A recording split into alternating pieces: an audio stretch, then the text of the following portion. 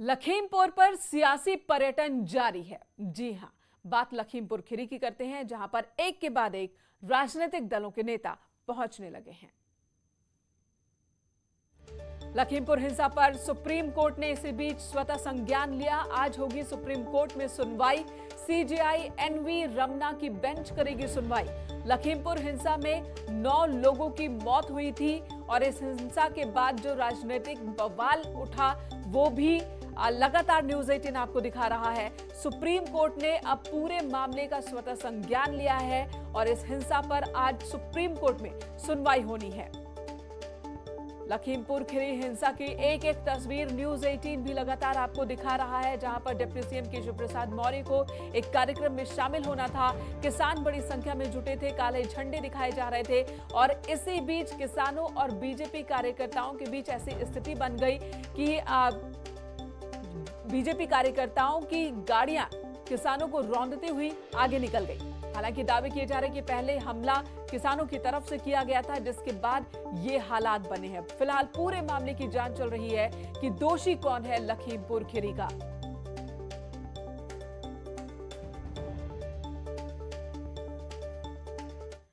लखीमपुर खीरी कांड पर नेताओं का दौरा भी जारी है। कल रात राहुल गांधी और प्रियंका गांधी लखीमपुर पहुंचे, जहां पर उन्होंने पीड़ित किसानों के परिवारों से मुलाकात की। सबसे पहले राहुल और प्रियंका पत्रकार रमन कश्यप के घर पहुंचे। रमन कश्यप के परिजनों से मिलकर उन्हें सांत्वना दी। उसके बाद राहुल और प्रियंका नेघासन के चौखड़ा फार्म पर मृतक किसान लवप्रीत के घर पहुंचे। उनके परिजनों से मिले, उन्हें हिम्मत बंधाया। जिसके बाद राहुल और प्रियंका गांधी धौरहरा तहसील के मृतक किसान नक्षत्र सिंह के घर पहुंचे और परिवार वालों से मुलाकात कर दुख भी जताया। इस दौरान राहुल और प्रियंका के साथ दीपेंद्र हुड्डा, पंजाब के सीएम चरणजीत सिंह चन्नी, छत्तीसगढ़ के मुख्यमंत्री भूपेश बघेल मौजूद थे। आपको बता दें, लखीमपुर खीरी में हिंसा में 9 लोगों की मौत हुई, जिसमें 5 किसान। दोनों परिवारों ने कहा है कि न्याय चाहते हैं और चाहते हैं कि जिस व्यक्ति ने ये किया, जो सब लोग जानते हैं किसने किया, उसके खिलाफ कार्रवाई हो। उनकी अरेस्टिंग नहीं हो रही है और उनके जो पिता हैं वो होम मिनिस्टर हैं स्टेट के, तो अरेस्टिंग होगी भी नहीं। इसलिए हम यहाँ आए हैं परिवार की मदद करने के लिए और यहाँ थोड़ा दबाव डालने के लिए कि इन परिवारों को न्याय मिले। सारे परिवारों ने एक ही चीज कही है। हाँ। तीनों परिवारों ने एक ही चीज कही है। मुआवजे की उनको कोई परवाह नहीं है, उनको न्याय चाहिए और तब तक उनको न्याय नहीं मिलेगा जब तक ये मंत्री इस्तीफा नहीं देंगे, क्योंकि उनके होते हुए निष्पक्ष जांच नहीं हो सकती। वो राज्य मंत्री हैं, राज्य गृह मंत्री हैं। मैम आशीष मिश्रा जो उनके बेटे हैं, उनको अरेस्ट करना चाहिए। इंटरव्यू दे रहे हैं लेकिन बावजूद पुलिस कार्रवाई नहीं कर रही। उनको हमें अरेस्ट कर सकते हैं बगैर एफआईआर के, बगैर ऑर्डर के जी। तो जब सारी तमाम वीडियो हैं तो उनको क्यों नहीं अरेस्ट करते? हाँ। अपराधियों को क्यों नहीं अरेस्ट कर रहे हैं? मैम आपने कहा था जब तक आज राहुल और प्रियंका गांधी बहराइच के नामचरा जाएंगे और वहां पर लखीमपुरी हिंसा में यहां के भी 2 किसानों की मौत हुई थी। राहुल और प्रियंका नानपारा पहुंचकर पीड़ित परिवारों से मुलाकात करेंगे। नानपारा के 2 किसानों की मौत लखीमपुर हिंसा के दौरान हुई थी और इन 2 किसान परिवारों से भी मुलाकात करेंगे आज राहुल और प्रियंका गांधी।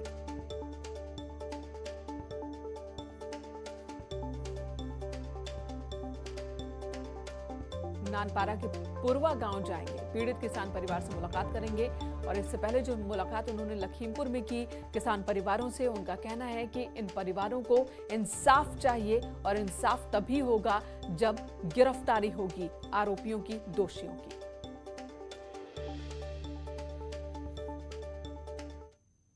सीतापुर से लखीमपुर खीरी जाते वक्त रास्ते पर खड़े लोगों ने प्रियंका गांधी जिंदाबाद के नारे लगाए, उनका स्वागत किया। प्रियंका गांधी ने गाड़ी से हाथ बाहर निकाला, सभी का अभिवादन स्वीकार किया।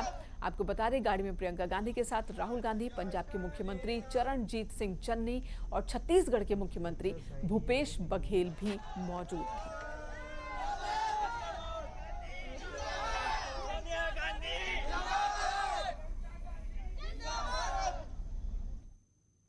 योगी सरकार की ओर से नेताओं को लखीमपुर खीरी जाने की इजाजत दिए जाने के बाद अब अखिलेश यादव भी लखीमपुर खीरी जाने वाले हैं। खबर है कि अखिलेश यादव वहां जाकर हिंसा पीड़ित परिवारों से मुलाकात करेंगे, उन्हें सांत्वना देंगे।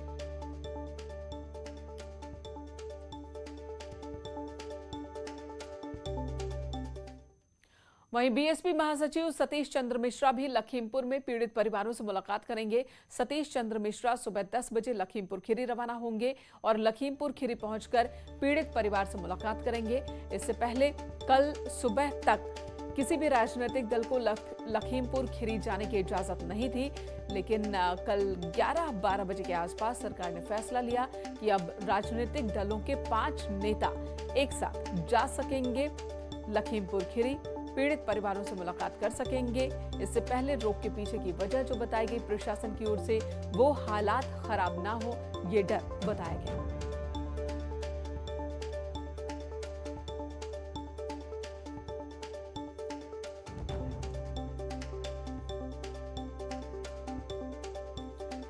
लखीमपुर हिंसा में कुल 9 लोगों की जान चली गई। इन 9 लोगों में किसान भी हैं, बीजेपी कार्यकर्ता भी और एक पत्रकार भी। अब पॉलिटिकल पार्टीज को जब इजाजत मिल गई है लखीमपुर खीरी जाने की, तो पहले राहुल गांधी और प्रियंका गांधी को लखीमपुर खीरी ले जाया गया। प्रशासन अपनी देखरेख में इन्हें ले गया और उसके बाद वहां पर पीड़ित परिवारों से उन्होंने मुलाकात की। आज भी नानपारा जाएंगे राहुल गांधी और प्रियंका गांधी। इसी बीच बीएसपी के सतीश चंद्र मिश्रा भी जाएंगे और 10 बजे के करीब खबर आ रही है कि वो रवाना होंगे लखीमपुर के लिए और वहां पर पीड़ित परिवारों से मुलाकात करेंगे। फिर जो परिवार है उनका कहना है कि उन्हें इंसाफ चाहिए।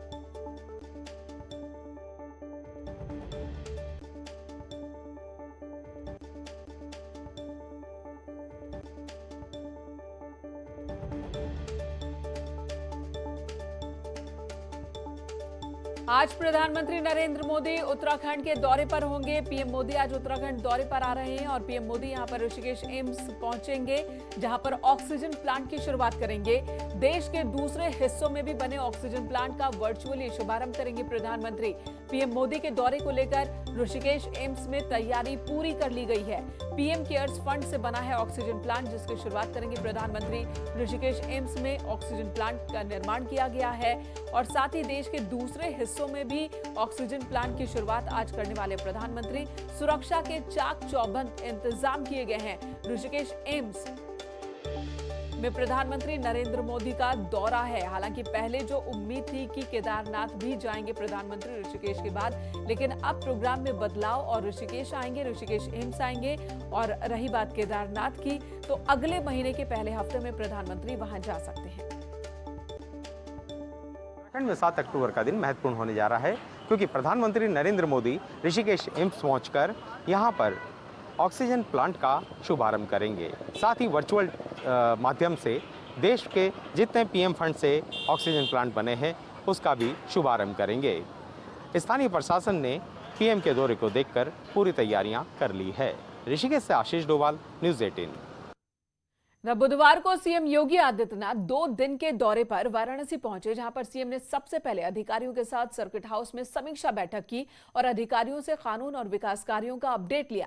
इसके बाद रात में सीएम योगी काल भैरव के दर्शन के लिए पहुंचे। फिर काशी विश्वनाथ का आशीर्वाद लिया उन्होंने और जो विकास काम चल रहे हैं विश्वनाथ कॉरिडोर को लेकर, उसके बारे में भी जानकारी अधिकारियों से हासिल की। मुख्यमंत्री जब भी वाराणसी पहुंचते हैं, काशी दौरे पर होते हैं, विश्वनाथ कॉरिडोर के बारे में वो जानकारी जरूर लेते हैं, इसकी समीक्षा करते हैं कि काम किस रफ्तार से चल रहा है।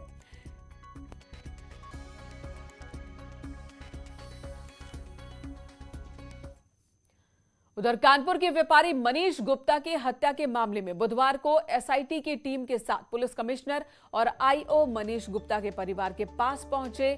मनीष गुप्ता की पत्नी मीनाक्षी से लगभग 1 घंटे से ज्यादा बात कर उनके बयान दर्ज किए गए। साथ ही मनीष के 2 दोस्तों के भी बयान दर्ज किए गए।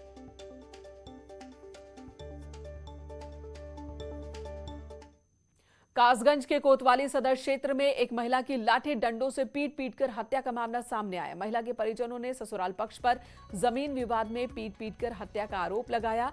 परिजनों की शिकायत पर पुलिस ने केस दर्ज कर मामले की जांच शुरू कर दी है। मैं रहने वाला नगला केसरी का, मेरी भतीजी है ये, नॉर्थ था में ब्याही थी सर। इन लोगों से लड़ाई हुई सुबह जगह के पीछे, मकान के पीछे। इन लोगों ने हमारी लड़की को खेत में चारा काटने गई, वहाँ पर लाठी डंडों से हमारी लड़की ने कुचल के मार दी। हरदोई के बेनीगंज कोतवाली इलाके में तेज रफ्तार पिकअप वैन ने 3 बाइकों को टक्कर मार दी और इस हादसे में एक महिला की मौत हो गई। 3 लोग गंभीर रूप से जख्मी हुए हैं। अस्पताल में इन तीनों को भर्ती कराना पड़ा। बताया जा रहा है कि सभी अमावस्या के स्नान के लिए जा रहे थे।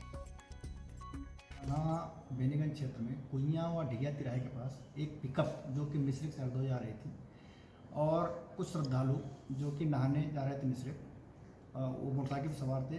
3 मोटरसाइकिलों में पिकअप द्वारा टक्कर मार दी गई, जिसमें एक महिला सुज्जा देवी, उम्र लगभग 50 साल है, इनकी डेथ हो गई है। पुलिस पंचायत भर के पोस्टमार्टम के लिए बॉडी को भेज रही है। 3 व्यक्ति घायल हैं। जो पिकअप है उसको पकड़ लिया गया है और जो ड्राइवर है उसको हिरासत में लिया गया है। अन्य आवश्यक विधिक कार्रवाई पुलिस द्वारा की जा रही है। इधर कासगंज में सोरो जी को तीर्थ स्थल का दर्जा दिलाने की मांग को लेकर जारी आंदोलन में बुधवार को आंदोलनकारियों ने भू सत्याग्रह किया। सोरो नगर के दर्जनों आंदोलनकारी जमीन के अंदर घंटों रहे। भू सत्याग्रह के जरिए इन लोगों ने प्रदेश सरकार से सोरो जी को आधिकारिक तौर पर तीर्थ स्थल का दर्जा देने की मांग की।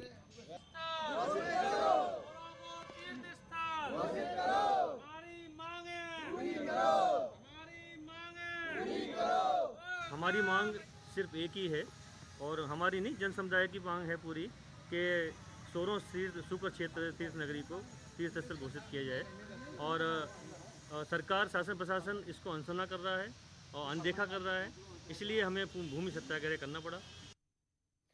यहाँ रुकेंगे एक ब्रेक के लिए, तुरंत लौटेंगे, आप बने रहे हमारे साथ।